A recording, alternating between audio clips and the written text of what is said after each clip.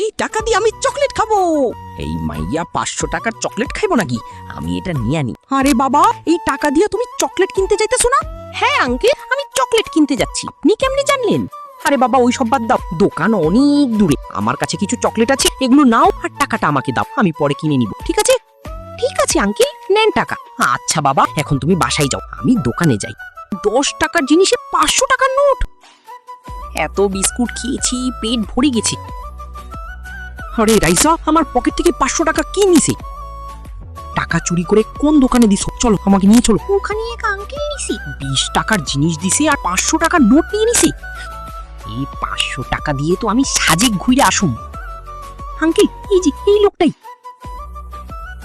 বাচ্চার হাত থেকে 500 টাকা নোট কেড়ে নিছো, দাও টাকা। চলো রাইসা। আরে ভাইজান, আপনার বাচ্চা তো আমার থেকে জিনিস নিছিল। আমি তোমাকে জেলে পাঠাই নাই, এটাই শুকরিয়া করো।